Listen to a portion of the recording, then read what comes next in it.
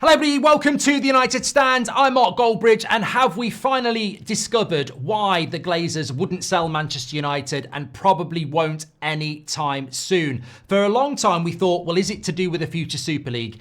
Is it to do with a big massive TV rights package in a few years?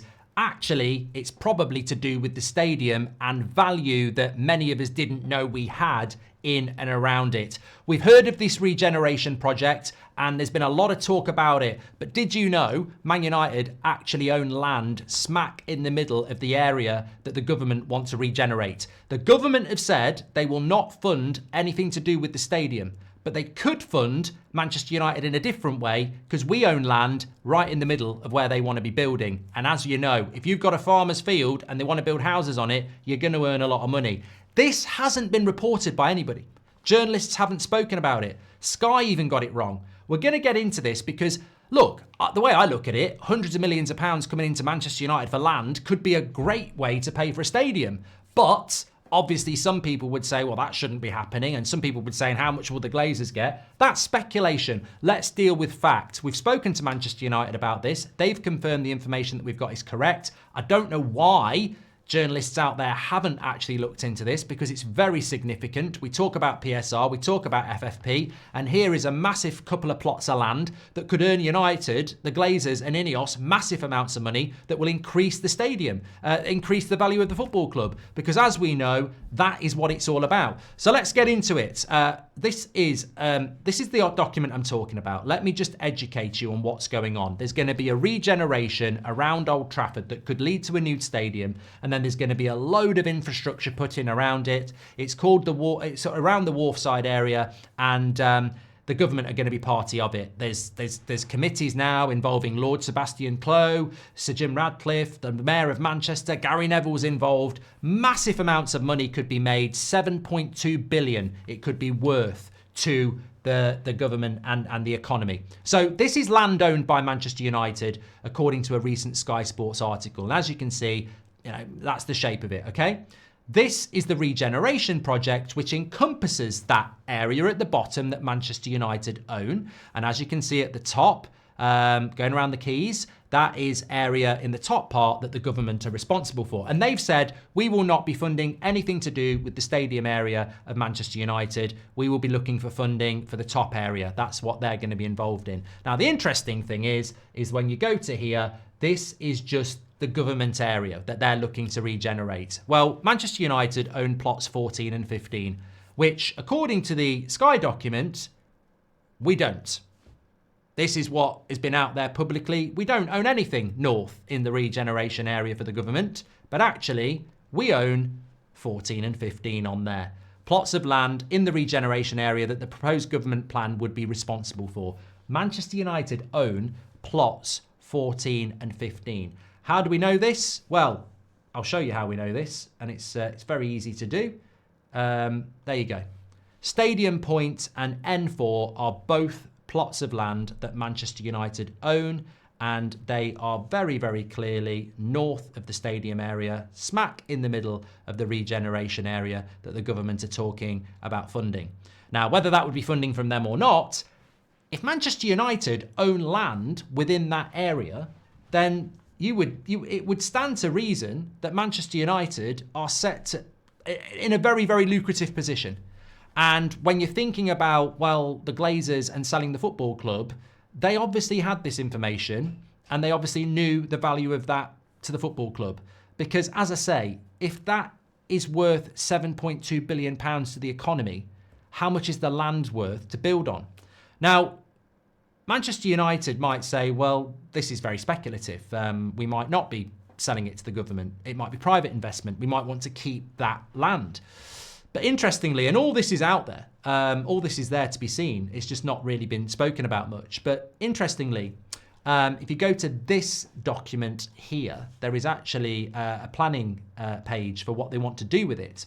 And as you can see, if I go back to Stadium Point and N4 that Manchester United own, you can clearly see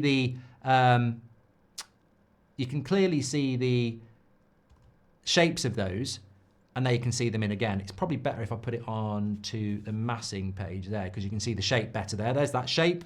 One's orange, one's yellow, and those are bits of land that Manchester United own. And this is what they're planning on doing with it. Development land, as you can see, tall buildings, commercial buildings, apartments and houses. The layouts, as you can see there, the building types, tall towers in there, apartments in there. It's all there. And you can all see that by looking online. It's makes for very, very interesting reading. And I would say it makes very exciting reading in a sense, because as we've seen with Chelsea, selling land that you don't need anymore is money that can go into your football club. And that could be hundreds of millions of pounds. Now, if this goes ahead, I mean, obviously it's still very early days. They're tendering out for projects at the moment. The government might not necessarily fund it. It might be private investment. As I said, Man United might say, no, we're not interested in that. We want to use that land for ourselves and build a big TV screen or something, or a fan park. But the bottom line is, at the moment, that land is next to worthless. It's a car park and it's derelict land in the middle of an industrial estate that's not worth anything.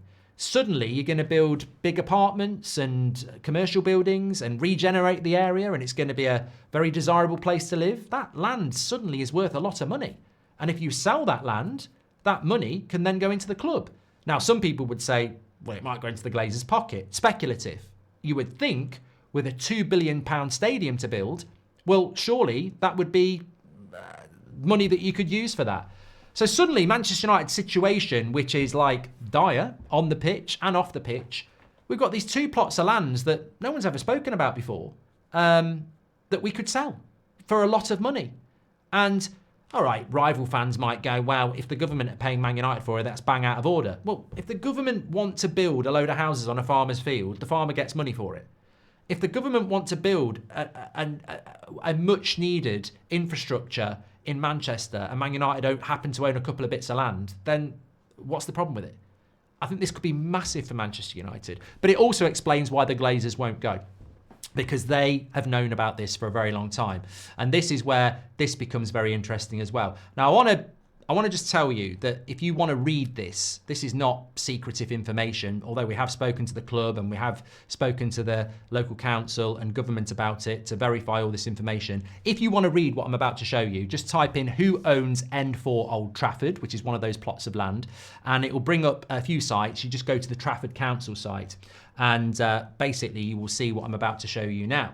Because I think the thing for me is that I always thought that this regeneration with the government and Old Trafford and Manchester United was Ineos-led. Sir Jim Radcliffe, Sir Sebastian Coe, the Mayor of Manchester, Gary Neville. I thought that this was all about Sir Jim Radcliffe. And I have spoken recently about how much I feel that Man United's being run very similarly in transfer windows and debt and, you know, cutting costs. It feels a very Glazer approach. And sometimes you think Ineos are a bit of a front for the Glazers. But I thought the regeneration thing was very much about Sir Jim Radcliffe. He's a brilliant businessman, etc. Well, if that's the case, then why is it that in 2018, 7 years ago, years before Ineos had anything to do with Manchester United were sending a letter to Trafford Council telling them about land they own that they thought would be suitable for regeneration in the area? Basically the Glazers. So you can read all this. It talks about the land that they own and how it would be good for tourism and, you know, locations like that. You go all the way down, it shows that, and then it shows you the map that we saw earlier with Manchester United's land right in it. Basically a letter to the local council saying, look, you know, we've got this land that we think could be useful. 7 years ago. So I think if you want to know why the Glazers are staying at Man United, it's because they've been aware of this regeneration potential for many years, and the potential for a car park and a bit of derelict land to be very, very valuable in a project that could bring in 7 billion to the economy. Whether we like it or not,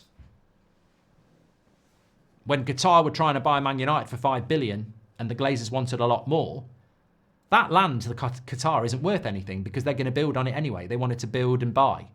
But to someone like the Glazers, the club might be worth 5 billion, but there's a bit of land there that if we sell it and get regeneration around, it's going to make a lot of money. Very, very interesting. I'd be interested to read the comments on this because I look at it and I go, it's almost like a golden egg. There's 2 bits of land there that are next to useless for United that are now smack in the middle of a government regeneration area. That whoever pays for that land, they've got to pay us for it. And that's pure profit. I know we're not talking about building a team. We're talking about revenue and value of the club. But that is land that we don't really necessarily need to. We might want to use it. We might say we want to keep it and build something on it right in the middle. But we could easily go, we don't need it. Give us a few £100 million for it. Straight into the club, going towards a new stadium. So I see it as something that's pretty exciting. And I've had a few days to look at this. And I still think it could be good for United. But I do think it explains why the Glazers have been hanging around. And I don't think that's something we did understand for a while, because when this regeneration project happens, Man United's value is going up. 100% it's going up. 100% it's going up. Because Man United are always going to be Man United. People are always going to turn up. And that area is going to become very lucrative, isn't it? And that land, potentially. Get your comments in below. Let us know what your thoughts are. So make sure you smash a like on the video, and I'll be reading some of the comments today because I want to make sure that everybody gets it. But this hasn't been out there. I don't know why it's not been out there, but even Sky had the wrong parameters. But we definitely do own that land, and it's smack in the middle of the government regeneration area, and that could be massively valuable for Man United at a time where all we ever hear about is debt and trouble. There could be brighter times ahead, of course. The big issue is this could be years ahead. It's not necessarily going to get us in the Europa League. Thanks everyone for watching. Take care.